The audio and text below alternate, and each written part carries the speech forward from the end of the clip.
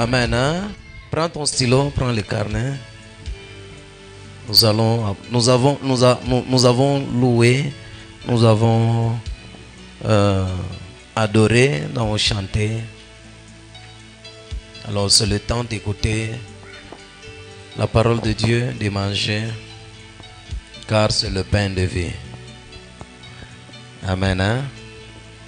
Mon peuple ne vivra pas de miracles. Mon peuple ne vivra pas de délivrance.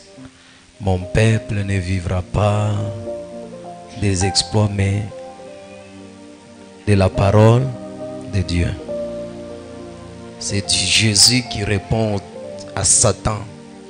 Parce que Satan attendait que Jésus opère un miracle. Pour lui, il pensait que Jésus vit que de miracles. Jésus vit que de pain. Si tu es un chrétien, tu viens à l'église, tu cherches que le miracle, tu n'as pas besoin de la parole de Dieu, tu tomberas dans le piège du diable. Amen. Hein? Ce qui peut transformer ta vie, c'est la parole de Dieu. La Bible dit, si vous gardez mes commandements, vous gardez ma parole, tout ce que vous demanderez, je vous donnerai. Amen. Hein? Lorsqu'on garde la parole de Dieu. Ok, ce matin, le thème de ce matin, c'est les accompagnateurs de la foi.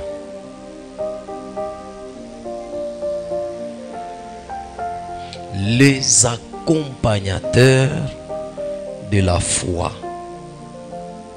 La foi qu'on appelle foi, la Bible dit, c'est une ferme assurance de choses qu'on espère, une démonstration de choses qu'on ne voit pas.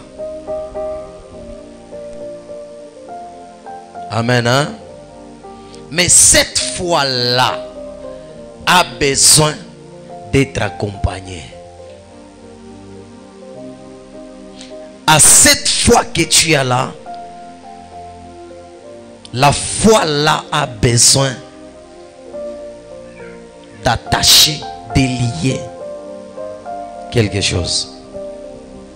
C'est pourquoi plusieurs enfants de Dieu déclarent que j'ai la foi, mais ils négligent certaines choses. Vous pouvez avoir la foi sans vivre les choses que vous espérez voir. Amen. Hein? Dis celui qui est à tes côtés, ta foi que tu as a besoin d'être accompagnée. Vous savez, quand vous avez les condiments, vous avez le foufou à la maison. Le foufou, c'est qui donne la force. Mais le foufou a besoin d'être accompagné. Amen. Hein? Vous payez le poisson au marché. Le poisson, pour qu'il soit bon dans la bouche, il vous faut quoi? Accompagner de certains ingrédients. Amen. Hein? Pour que ce poisson-là sera bon dans la bouche. Toi aussi, la foi que tu as dans ta vie, pour que ta foi soit inébranlable, pour que ta foi produise le fruit, il faut associer, il faut accompagner cette foi des choses, des éléments. Donc, des fois, je les appelle les éléments qui accompagnent la foi. Les éléments qu'on associe à la foi. Amen. Hein? La foi nous permet d'accomplir de grandes choses. La foi nous permet d'acquérir de grandes choses. La Bible dit, c'est par la foi que nous pouvons déclarer à la montagne de se déplacer. Amen. Hein? C'est par la foi que tu peux recevoir ton miracle, ta guérison, ta délivrance. C'est pourquoi à chaque fois que Jésus priait pour quelqu'un, il disait toujours ta foi t'a sauvé. Amen. Hein? Mais il faut avoir tous les éléments pour vivre et accomplir des grandes choses. Pour un succès permanent, la foi permet de vivre l'accomplissement. Mais après cela, il y a d'autres choses qui doivent l'accompagner. Amen. Hein? On va nous lire 2 Pierre 1, 5 à 9. Nous allons maintenant prendre ces éléments, oui. 2 Pierre 1, 5 jusqu'au verset 9, nous lisons dans le nom de Jésus. Amen. À cause de cela même, faites tous vos efforts. Faites tout doucement. Il dit à cause de cela même, faites tous vos efforts au pluriel. Donc cela veut dire beaucoup d'efforts. À la fois que tu as, faites tous les efforts, oui, pour joindre à votre foi. Attends. Pour joindre à votre foi. La Bible nous parle. Faites fournir les efforts. Toi chrétien, toi enfant de Dieu, fournis les efforts. Faites tout pour ajouter, pour joindre à votre foi, à la foi que tu as là. Oui. La vertu. La vertu.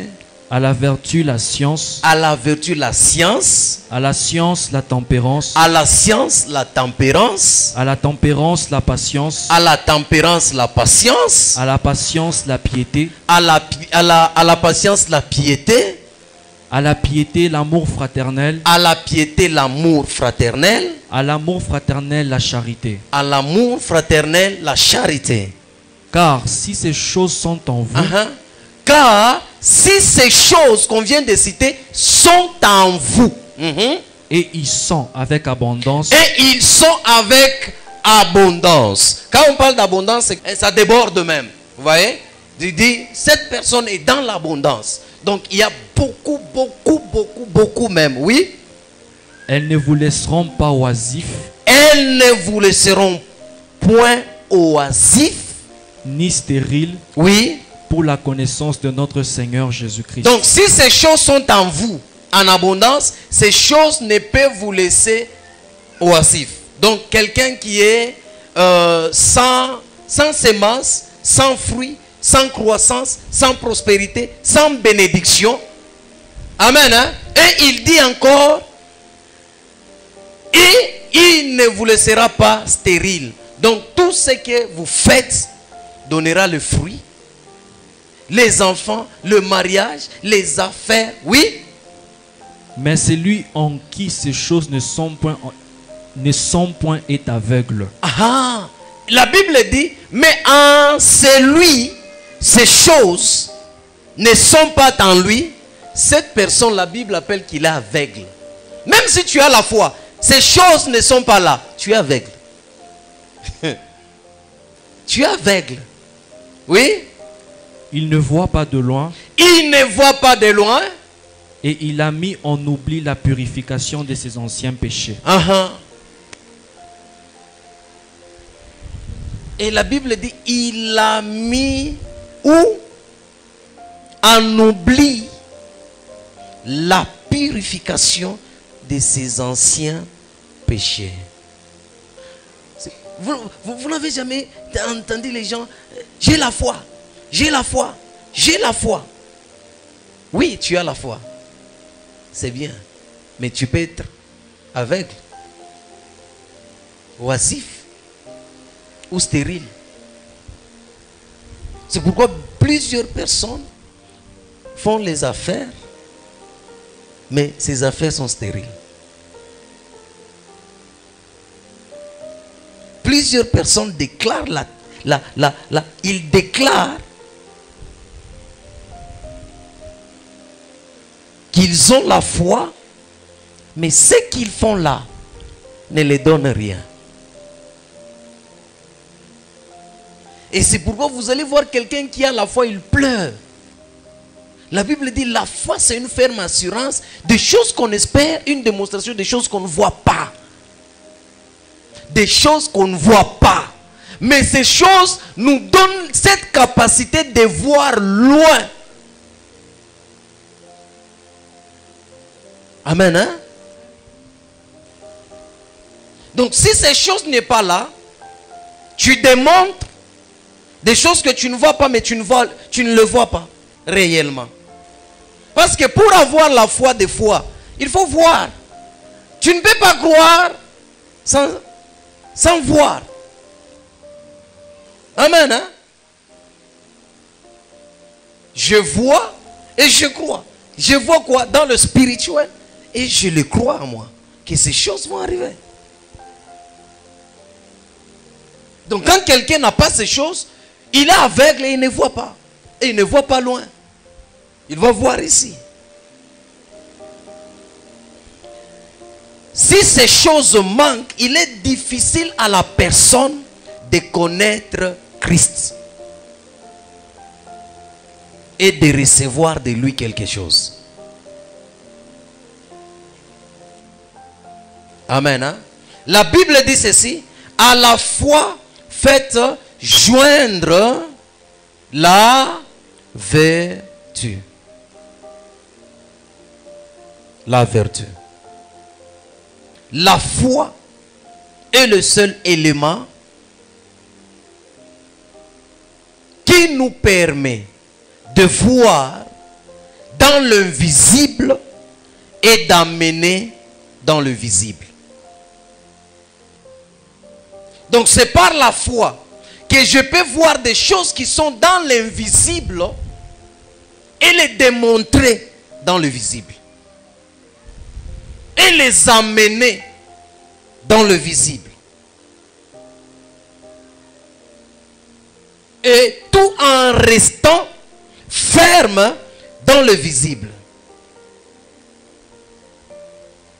Et Dieu commence toutes choses dans l'invisible pour ensuite les amener dans le visible.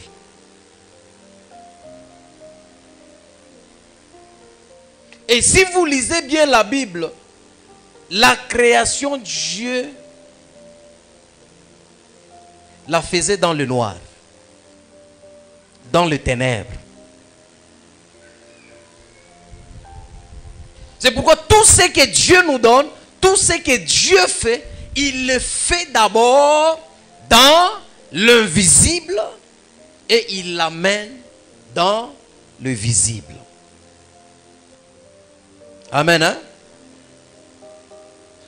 Certaines personnes s'étonnent d'après avoir reçu Dieu ou Jésus, ils arrivent à un moment déstabilisés, bloqués. Pourquoi? Parce qu'à leur foi qu'ils ont là, ils n'ajoutent pas d'autre chose. Ils n'ajoutent pas les éléments.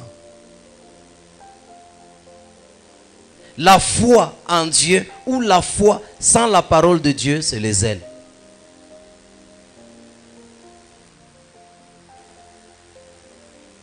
La foi sans la parole de Dieu, c'est les ailes. Car la Bible dit, la foi vient de ce qu'on entend, et ce qu'on entend vient de la parole de Dieu.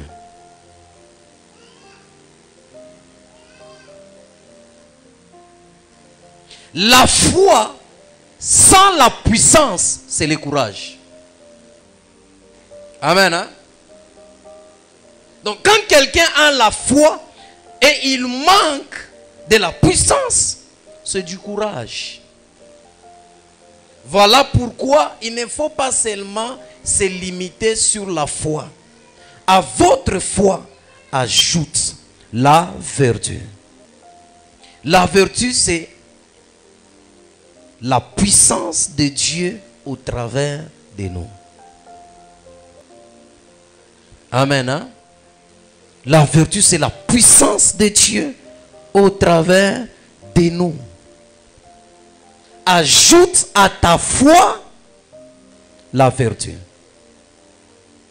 Donc cela veut dire, ayons la foi, ayons aussi la puissance.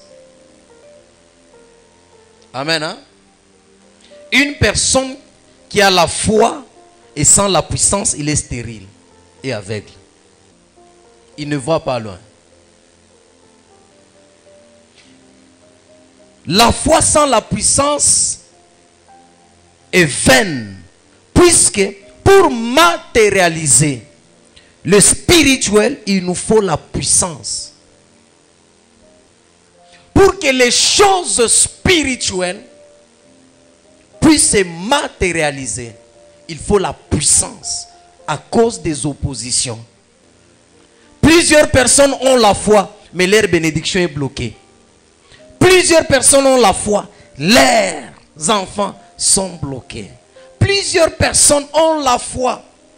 Les choses qu'ils voient dans le spirituel, pour les amener dans le physique, ils n'arrivent pas parce qu'il y a les oppositions.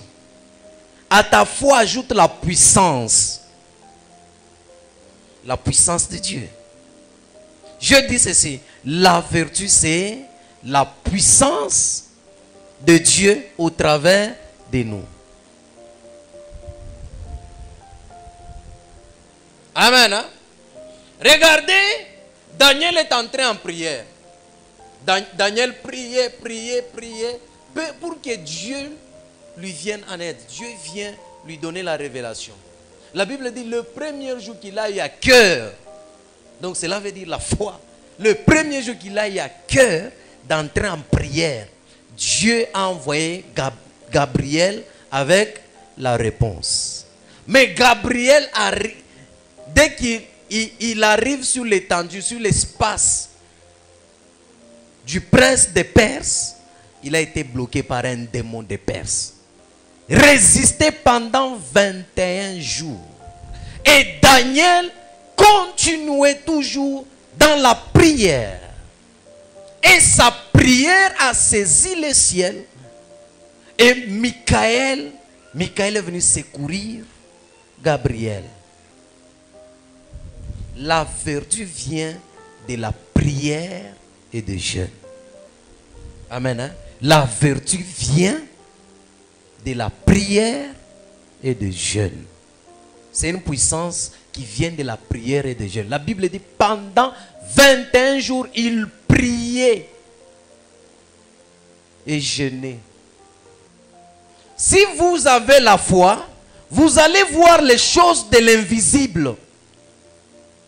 Mais les amener dans le visible, ça vous sera difficile.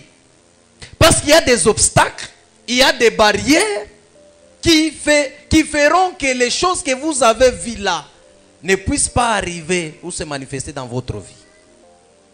Dis à celui qui est à tes côtés, la foi que tu as là ne te limite pas par là. Ajoute à cette foi la puissance. La puissance des ténèbres qui nous attaquent est détruite par la vertu. C'est pourquoi Jésus dit, je vous ai donné le pouvoir. Et c'est la puissance, la vertu est entretenue dans le jeûne et la prière. Un chrétien qui ne prie pas, tu auras la foi, mais tu n'auras pas la puissance de briser les oppositions qui empêchent que le miracle de Dieu se reproduise dans ta vie. Tout pas moi, je peux continuer? Lorsque on déclare, la parole de Dieu peut rencontrer la foi en nous. Mais s'il n'y a pas la puissance, il n'y aura pas la manifestation. Lorsque tu écoutes la parole de Dieu vient en vous. Il produit la foi. La parole de Dieu, elle vient produire la foi. La prière et le jeûne produisent la puissance. Et lorsque vous recevez la sémence qui est la parole de Dieu, vous avez besoin de recevoir aussi la puissance. Acte. La foi, elle est entretenue par la parole de Dieu. La puissance, elle est entretenue par la prière et le jeûne. Donc si quelqu'un n'écoute pas la parole de Dieu, il n'aura pas la foi et la foi va diminuer. Il va se perdre. Et aussi, si quelqu'un ne prie pas, il n'aura pas de puissance. Priez, jeûnez. Nous avons besoin de la puissance du Saint-Esprit. Amen. Hein? 2. À la puissance, ajoute la science ou la connaissance. La foi qui n'a pas de science, qui n'a pas de connaissance, va vous détruire. Elle ne produira rien. La Bible dit à la foi ajoute la vertu qui est la puissance. À la vertu ajoute la science. À la puissance ajoute la science et la connaissance. Notre grandeur et notre élévation est représentée par la connaissance que nous avons. Quelqu'un ne peut pas être grand s'il n'a pas assez de connaissances. Regardez comment plusieurs personnes meurent des fois aujourd'hui. Ils ont la foi, ils ont la parole de Dieu. Après cela, au lieu d'ajouter la science, allez étudier. Avoir la foi ne signifie pas qu'il faut arrêter les études. Avoir la foi ne signifie pas qu'il ne faut pas lire. Il y a plusieurs personnes, j'ai la foi, mais ils refusent d'étudier. La science, c'est la connaissance. Vous avez la foi pour commencer les affaires. Est-ce que vous avez des connaissances sur ces affaires? La Bible dit ceci: si quelqu'un a sa foi, il n'y a pas la science, c'est un homme aveugle et stérile. Avant de se lancer dans, oui, j'ai la foi, Dieu a parlé, mais je dois me mettre et faire des calculs. Tu termines les études, tu as la foi, je vais trouver le travail. Est-ce que la foi que tu as là, tu crois seulement à trouver le travail ou tu peux créer toi-même l'emploi? Le juste vivra par la foi. Mais combien de justes qui vivent par la foi?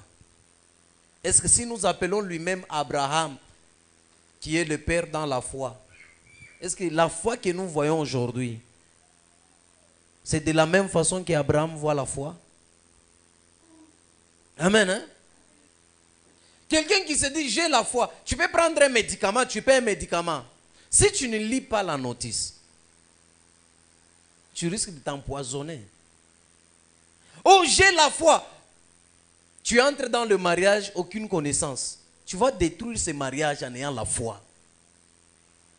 Il y a les choses que le Saint-Esprit donne et il y a les choses que nous devons apprendre. C'est pourquoi la Bible dit le consolateur, le Saint-Esprit, va venir sur vous. Il va vous enseigner et vous rappeler ce que je vous ai enseigné. Amen. Hein? Aujourd'hui, nous avons des problèmes, surtout avec des chrétiens. Ils se disent, j'ai la foi, mais aucune connaissance. Aucune connaissance. Aucune. Même au travail, quand vous allez, il y a une période qu'on appelle la période de quoi? D'apprentissage.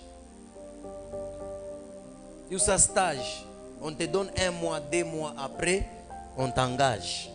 Tu ne peux pas, on ne peut pas te prendre comme ça. Tu dis parce que j'ai la foi. Non. Quelqu'un qui se met sur la machine, il dit j'ai la foi, je vais faire le design de telle chose. Tu ne vas pas le faire. Il faut avoir la foi et apprendre. Ne vous limitez pas seulement sur la foi.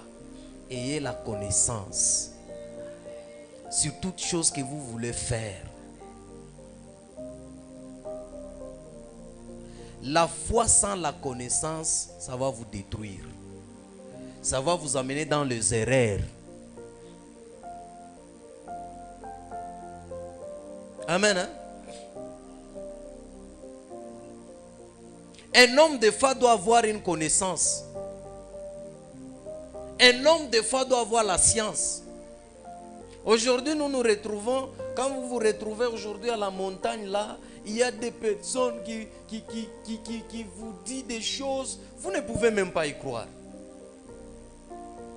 Quand vous les entendez là, vous vous dites, est-ce qu'ils prient, ils vous prient? Toutes les personnes qui sont à la montagne là, oui, ils ont la foi que Dieu va les écouter, non? Ils auront même la puissance. Mais à cette puissance, il n'y a pas la science. Ça va les détruire. Regardez quelqu'un qui entre en jeûne et prière pendant 40 jours à sec. Il va mourir. On va l'enterrer.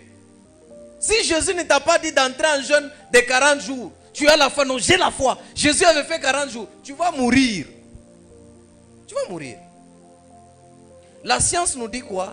Un homme peut faire que 7 jours à jeûne, à sec. Jeûne à sec. 7 jours. Mais au-delà de 7 jours, il va mourir. La femme, c'est 14 jours. C'est ça la science. Et quand vous entrez là-bas, les mamans, vous êtes 14.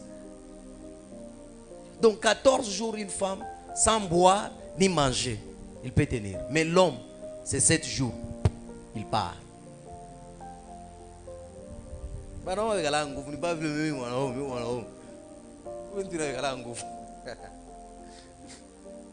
Amen. Hein? Donc, à la foi ajoute la puissance. À la puissance ajoute la science ou la connaissance. À la science ajoute la tempérance. La tempérance, c'est quoi? C'est le contrôle et la maîtrise de soi. Amen. Hein? La maîtrise de ses sentiments pour éviter les œuvres de la chair. Si quelqu'un vous dit à la fois il n'est pas tempérant, c'est un aveugle, c'est un stérile. Il ne voit pas loin. Il y a des personnes qui s'emballent facilement dans la colère. Hein? Il y a plusieurs chrétiens, quand vous allez dans leur quartier là, on vous parle de leur comportement et caractère. Et il va vous dire que j'ai la foi. Si tu n'es pas tempérant, amen, hein? Ne déclare pas n'importe où j'ai la foi. La tempérance aide lorsqu'on vient vous énerver là. Au lieu de vous fâcher facilement, la foi qui s'associe de la tempérance vous donne la maîtrise. Nous sommes ensemble. Hein? À la tempérance, ajoutez la patience. La patience, c'est le fait de savoir attendre une promesse, savoir patienter dans la douleur pour voir la gloire. Elle nous donne la capacité de bien garder ce que Dieu nous donnera après savoir patienter.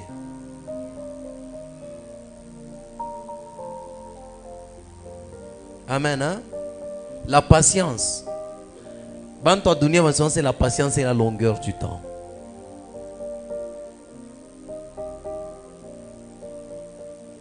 Savoir patienter prouve que cette personne a la foi. Si vous ne patientez pas, les chrétiens ne patientent pas. Le chrétien ne patiente pas.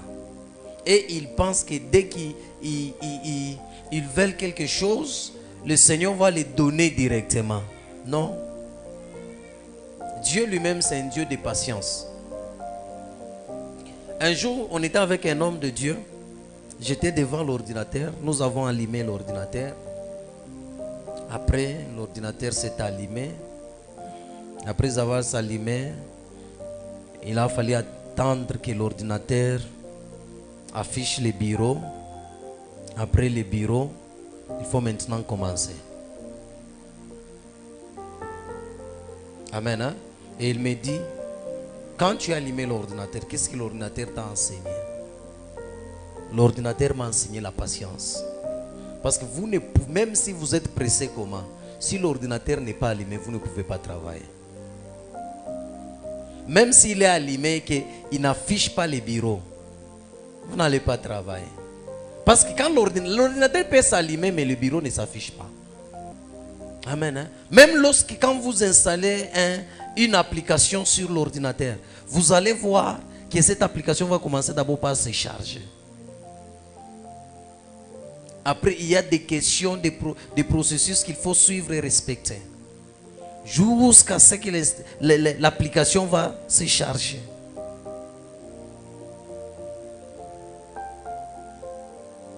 Demande à celui qui est à tes côtés, avez-vous de la patience? Amen. Hein? La patience nous permet à manger les fruits mûrs. La patience nous permet d'acquérir ou avoir quelque chose selon le temps de Dieu. La patience produit les miracles et les prodiges. Lorsqu'on est patient. Laisse-moi vous dire que votre foi a besoin de la patience. Lorsque vous avez un enfant dans la maison, il est malade. L'enfant est malade. Vous allez à l'hôpital. L'hôpital, qu'est-ce que l'hôpital va faire? Il va vous recommander d'abord de faire les examens, la consultation. Vous allez entrer là-bas, peut-être ça vous fait mal. Les docteurs vous posent d'abord les questions. Il n'est pas... Même quand vous allez à l'hôpital, on vous donne déjà, on vous surnomme un nom. On oublie même votre nom. On vous appelle comment? Le patient. Cela veut dire qu'il doit être patient. Vous commencez d'abord par la consultation. D'abord, le médecin il va commencer à faire les choses comme il veut. Il vous pose, si vous sentez quoi? Il y a quoi? Vous avez remarqué quoi? Et tout. Après cela, il vous dit, ok. Quand il vous fait la consultation, vous allez voir qu'il va conclure là. Il va vous dire, il faut faire les examens. Et vous arrivez là-bas, on vous dit, le laborantin n'est pas là. Il faut patienter. Et puis le monsieur vient, il commence à vous faire. On vous dit, vous êtes malade, venez passer demain pour récupérer les résultats. Prenez d'abord les calmants. Après, lorsque la maladie sera révélée, qu'est-ce qu'ils vont faire? Ils vont prescrire le médicament. Même quand vous donnez à un enfant le médicament, dans votre foi, l'enfant va guérir. Est-ce que l'enfant guérit sur place? Il faut attendre que les médicaments entrent dans le corps. Et maintenant, le médicament va commencer à aller chercher là où il y a la maladie. Il y a les symptômes. Pour faire quoi?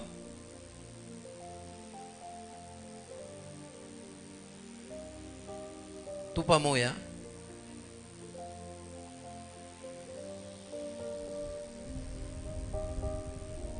La patience.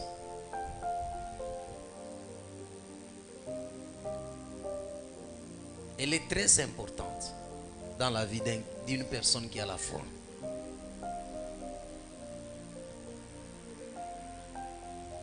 Deux Corinthiens 12, 12.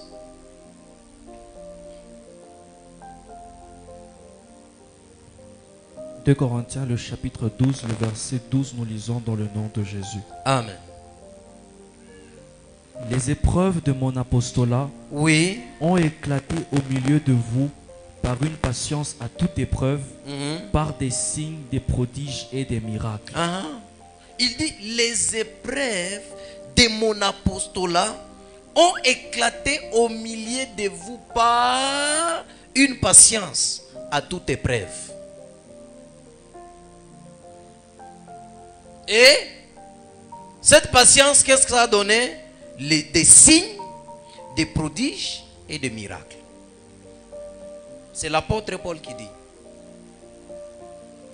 Il dit, vous connaissez comment j'ai commencé. Vous me connaissez très bien.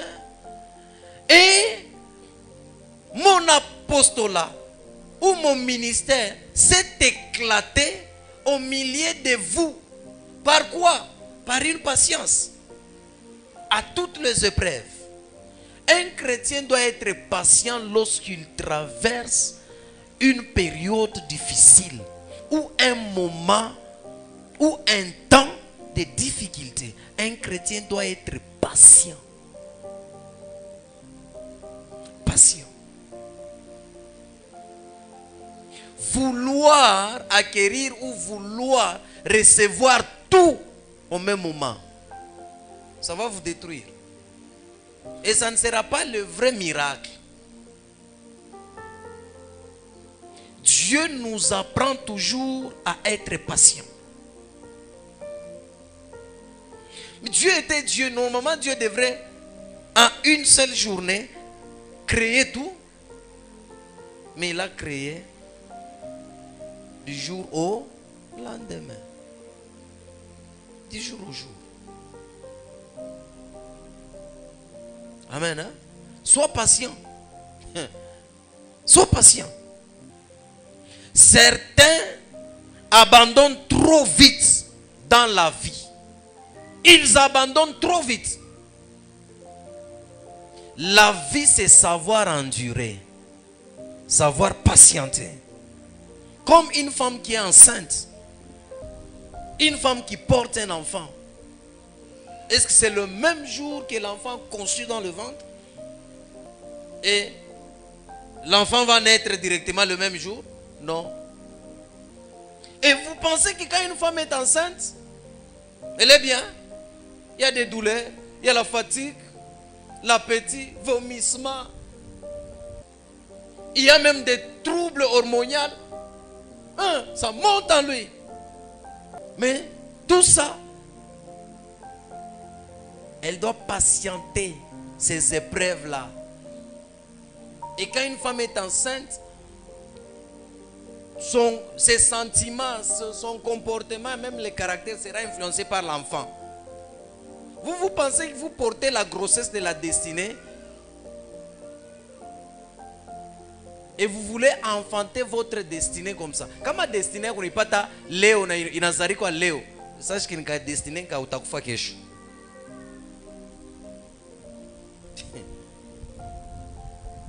Amen. Hein? Une femme qui est enceinte patiente jusqu'au 9e mois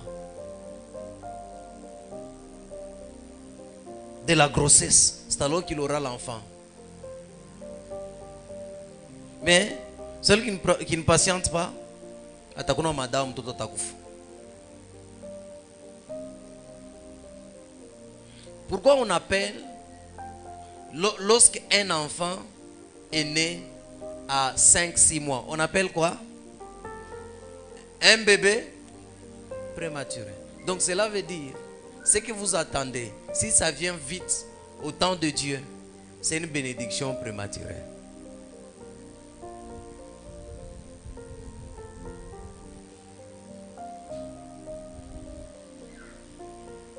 Aujourd'hui, nous avons des hommes de Dieu, la majorité des hommes de Dieu prématurés. Prématurés. Ils sentent le ministère en eux, ils commencent déjà l'œuvre de Dieu, ils sont prématurés parce qu'ils n'ont pas le fruit de la patience. Un jour, j'ai partagé avec un homme de Dieu là me dit, papa, moi je pensais qu'avec toutes les grâces que j'ai, dès que je commence l'église, les gens viendront, l'église va se remplir.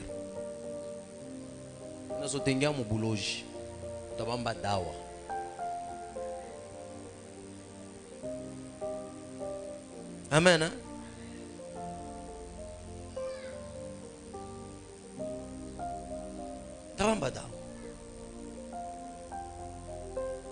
Il faut savoir être patient dans tout. Avant d'agir quelque chose, il faut se mettre, est-ce le temps de Dieu?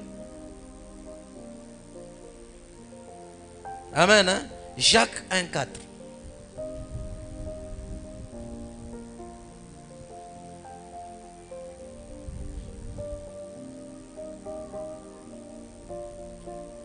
Jacques, le chapitre 1, le verset 4, nous lisons dans le nom de Jésus. Amen. Mais il faut que la patience accomplisse parfaitement son œuvre. Il faut que la patience accomplisse parfaitement son œuvre. Afin que vous soyez parfaits et accomplis, sans faillir en rien. Afin que vous soyez parfaits et accomplis. La Bible dit ceci. Le disciple ne sera pas grand que son maître, mais un disciple accompli. Un disciple accompli. Tandis qu'on devient parfait et accompli dans la patience. Amen. Hein? Mais Il faut que la patience accomplisse parfaitement son œuvre. Donc cela veut dire, ce que Dieu t'a donné. Un bébé, quand il est dans le ventre, il y a premier jour, deuxième, un mois, il y a telle chose qui commence. 2 mois, telle chose commence. 3 mois, 4 mois, 5 mois, 6 mois, 7 mois, 8 mois, 9 mois. L'enfant sort parfaitement accompli. Même ta destinée là. Il y a des choses que l'œuvre Dieu est en train de faire afin que vous sortez ou que votre destinée naisse accomplie parfaitement. Et la Bible termine en disant sans faillir en rien. Amen. Hein? Sans risquer, sans être détruit, sans détruire la patience. Vous allez voir beaucoup de chrétiens, ils sont chrétiens mais ils ne sont pas patients. La Bible dit, cette prophétie, elle s'accomplira. Elle s'accomplira certainement. Ce que Dieu vous a dit et ce que vous avez vu dans l'invisible s'accomplira certainement lorsque vous avez la puissance, la science, la tempérance et la patience. Tout pas moyen. À la patience, ajoutez la piété. La piété, c'est la crainte et la sanctification. La crainte de Dieu et la sanctification. Osée 6:6. Osée le chapitre 6, le verset 6, nous lisons dans le nom de Jésus. Amen. Car j'aime la piété et non les sacrifices. Oui. Et la connaissance de Dieu plus que les holocaustes. J'aime la piété et non les sacrifices. Et la connaissance de Dieu plus que les holocaustes. Il y a des gens qui sacrifient, ils se lèvent le matin, ils partent à la montagne, ils prient, ils jeûnent, ils font tout, mais ils vivent dans la vie des péchés. Ils vivent dans la vie des péchés. De la prostitution, de mensonges, de haine, de jalousie. La jalousie est la sémence de la sorcellerie. Amen. Hein? Tu es chrétien, tu as la foi, mais tu pêches. C'est quelle foi là? Ça, ce n'est pas la foi. Ce n'est pas la foi. Et tu peux avoir la foi, tu pêches, tu ne vois pas. C'est pourquoi vous allez voir les gens qui ont la foi et qui vivent dans le péché, ils ne voient rien.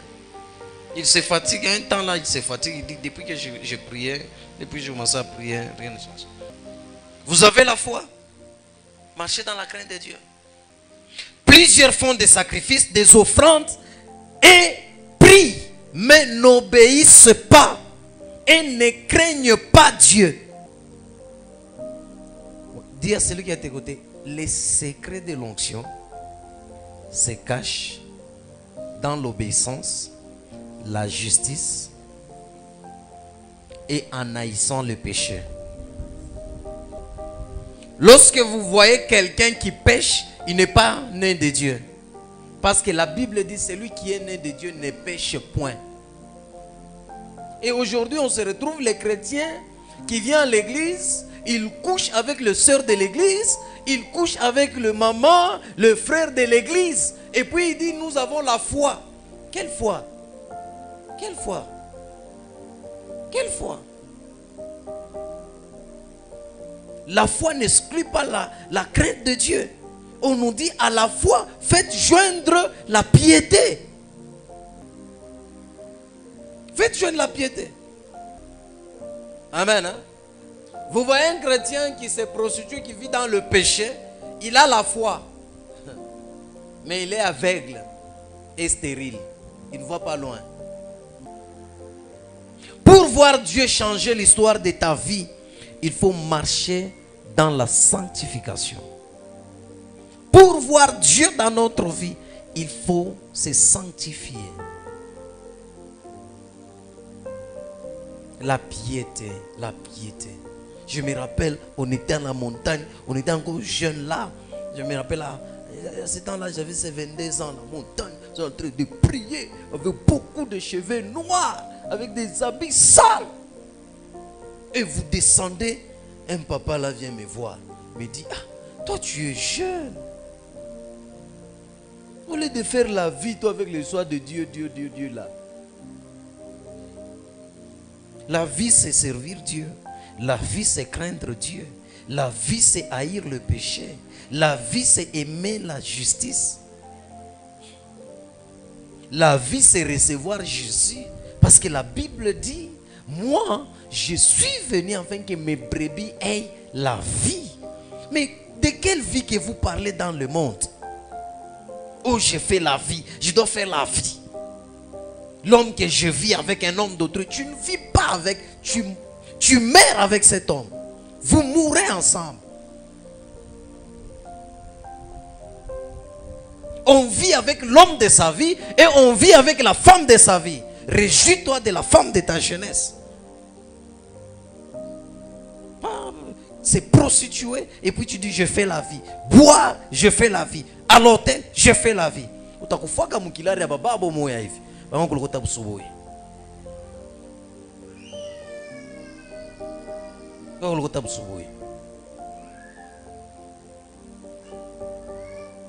bien utakufa entre les mains kafika mo katoto. Je vais la kutenisha wewe bababo. Mumikono katoto kafi. Jo ushaba. Je vais la kokota.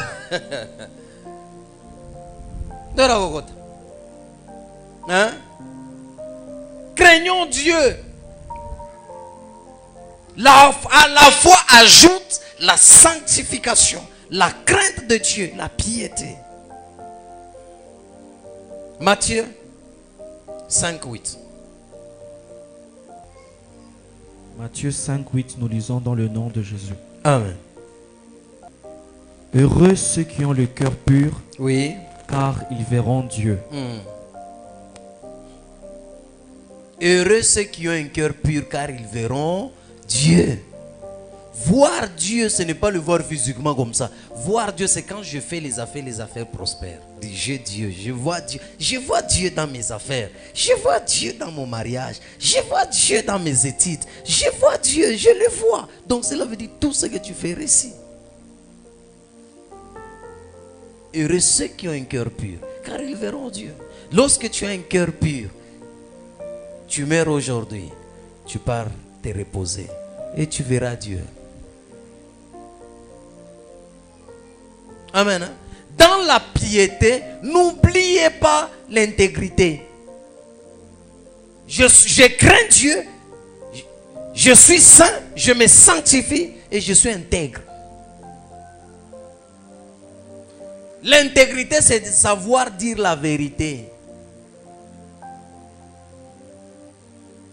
Être un homme intègre, c'est lorsque quand tu travailles, tu ne jalousies pas les autres. Être un homme intègre, quand tu travailles, tu n'entres pas dans le bureau de ton chef pour accuser les autres. Être intègre, c'est lorsque ce que tu déclares de ta bouche, c'est ce qui est dans ton cœur. Pas être hypocrite. Amen. Hein?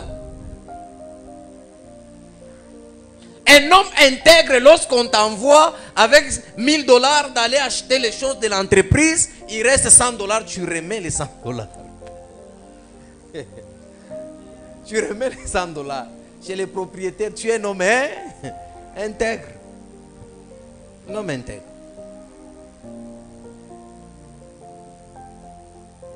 L'intégrité est important lorsqu'on a la foi. Job 1, 8 à 10. Job le chapitre 1, le verset 8 à 10, nous lisons dans le nom de Jésus. Amen. L'Éternel dit à Satan, oui. As-tu remarqué mon serviteur Job? L'Éternel dit à Satan, as-tu remarqué mon serviteur Job? Il n'y a personne comme lui sur la terre. Il n'y a personne comme lui sur la terre. C'est le témoignage de Dieu sur Job, oui. C'est un homme intègre et droit. Ya kwanza, un homme intègre. craignant Dieu, intègre et droit, craignant Dieu et se détournant du mal. Et se détournant du mal. Et Satan répondit à l'Éternel. Et Satan répondit, oui. Est-ce d'une manière désintéressée que Job craint Dieu? Oui. Ne l'as-tu pas protégé, lui, sa maison, et tout ce qui est à lui? Tu as béni l'œuvre de ses mains, et ses troupeaux couvrent le pays. Amen. Pose la question à celui qui est à tes côtés. Tu crains Dieu parce qu'il te bénit? Tu crains Dieu parce qu'il te protège? Ou soit tu crains Dieu parce qu'il faut le craindre?